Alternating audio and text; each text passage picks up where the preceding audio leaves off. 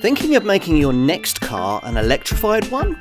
Well, there's an awful lot of choice available to you these days.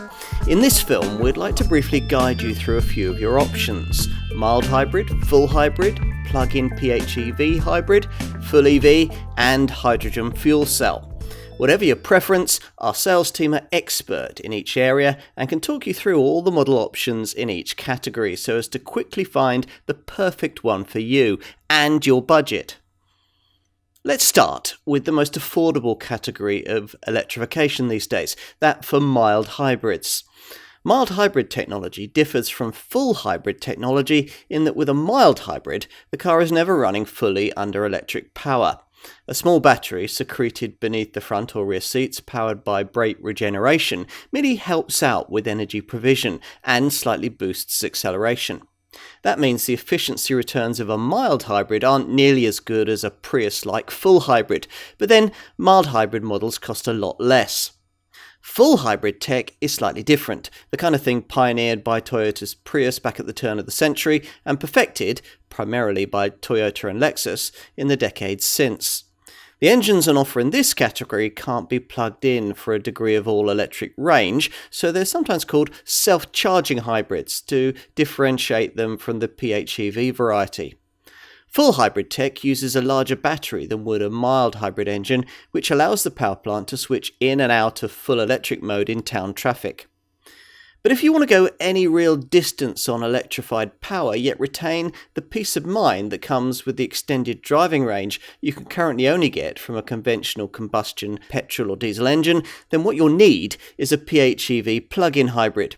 This uses a larger battery still, which will typically give you an all-electric driving range of around 30 miles, provided you keep the car fully charged. And when the range is used up, the engine will seamlessly switch into combustion mode. Because the current WLTP industry fuel and CO2 measuring system takes a PHEV model's all-electric driving range into account, incredible sounding 3-figure combined cycle fuel economy figures and sub 50 grams per kilometre CO2 readings are routinely quoted for PHEV models. Now, you probably won't achieve these in typical day-to-day motoring, but the important thing is that the government believes them, which is why benefit-in-kind taxation rates on PHEV models are far lower than the rates applied for other kinds of combustion engine vehicle. But what none of these various hybrid options can do is totally eradicate harmful CO2 emissions and noxious fuel pollution. To achieve that, the most obvious route is to get yourself a full EV, fully electric model. These kinds of cars, BEVs, will still only be suitable if you have off-street parking and only typically undertake short to medium length journeys, but they've come on a long way since you last looked. Stung into action by US brand Tesla, the major makers have now developed full EVs that really can go a decent distance between charges. The better, smaller models can now travel over 200 miles between charge-ups, while for large luxury electric vehicles, usually luxury SUVs, the figure is closer to 300 miles. Now, because a full EV has a much larger battery than a PHEV, it will of course take much longer to charge up. Just how long depends, of course, on the type of supply you use. The industry likes to quote recharging time figures from public rapid chargers that can typically replenish an EV model's battery from empty to about 80% in under 45 minutes. These are difficult to find though, and will be until a better charging public infrastructure can be established, though things are progressing quickly in that regard. In the meantime, a typical 7 kilowatt wall box installed in your garage will easily be able to replenish your EV overnight. Not everyone likes the idea of electrification though.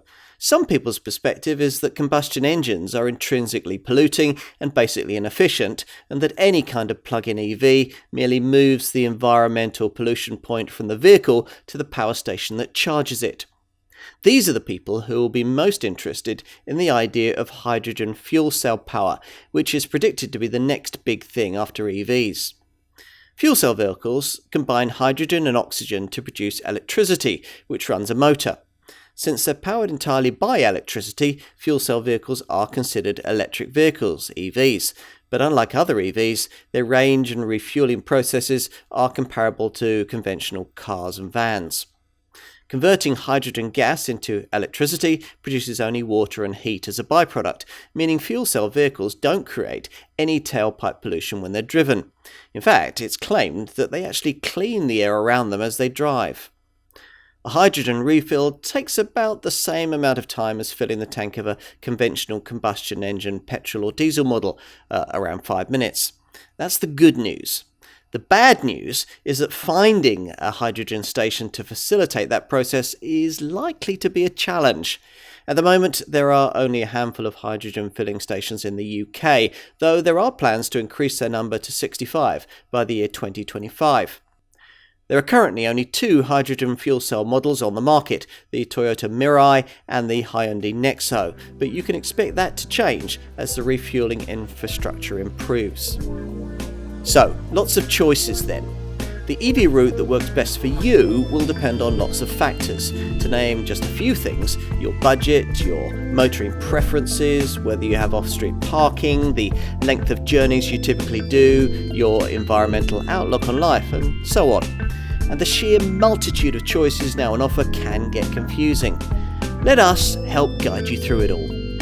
Our business has been finding the right EV for people since electrification in the industry first started. And once you've made your choice, we'll be with you every step of the way.